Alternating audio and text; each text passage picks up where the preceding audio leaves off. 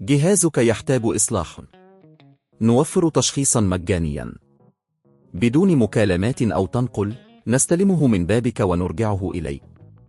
قبل الإصلاح نرسل عرض السعر ونكمل بس بعد موافقتك. بسيط وشفاف واحترافي. الرابط في الوصف.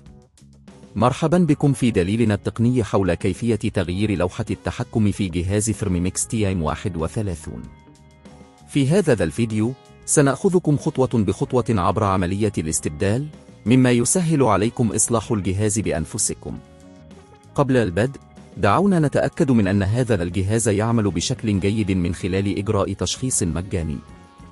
يمكنك التواصل معنا للحصول على هذه الخدمة، حيث نأتي إليك لاستلام الجهاز من المنزل. بعد إجراء الفحص، سنخبرك إذا كانت هناك حاجة لتغيير لوحة التحكم، وسنقدم لك السعر قبل أي إصلاح. الخطوة الأولى: قم بفصل الجهاز عن مصدر الكهرباء. السلامة مهمة جدا، لذا تأكد من أن الجهاز غير متصل بالكهرباء قبل البدء في أي أعمال صيانة. الخطوة الثانية: افتح غطاء الجهاز. استخدم مفك براغي مناسب لفك البراغي التي تثبت الغطاء.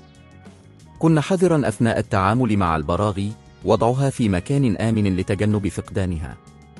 الخطوة الثالثة: بعد فتح الغطاء ستظهر لك لوحة التحكم. تحقق من وجود أي أسلاك متصلة بها.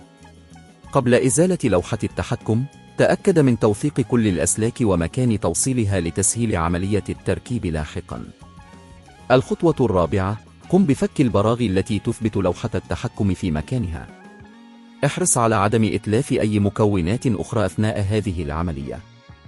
الخطوة الخامسة: بعد إزالة لوحة التحكم القديمة، قم بتوصيل لوحة التحكم الجديدة بنفس الطريقة التي كانت بها القديمة. تأكد من أن جميع الأسلاك موصلة بشكل صحيح. الخطوة السادسة: قم بتثبيت لوحة التحكم الجديدة بالبراغي.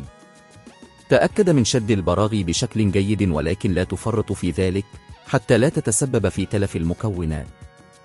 الخطوة السابعة: أعد تركيب الغطاء على الجهاز وثبت البراغي.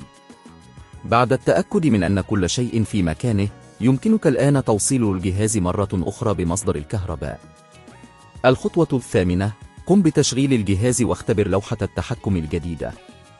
تأكد من أن جميع الوظائف تعمل بشكل صحيح.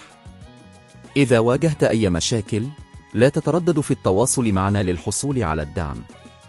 بهذا نكون قد أتممنا عملية تغيير لوحة التحكم في ثيرموميكس تي 31. إذا كان لديك أي استفسارات، أو كنت بحاجة إلى تشخيص مجاني، تواصل معنا وسنكون سعداء بمساعدتك. جهازك يحتاج إصلاح. نوفر تشخيصا مجانيا بدون مكالمات أو تنقل، نستلمه من بابك ونرجعه إليك. قبل الإصلاح نرسل عرض السعر ونكمل بس بعد موافقتك. بسيط وشفاف واحترافي. الرابط في الوصف.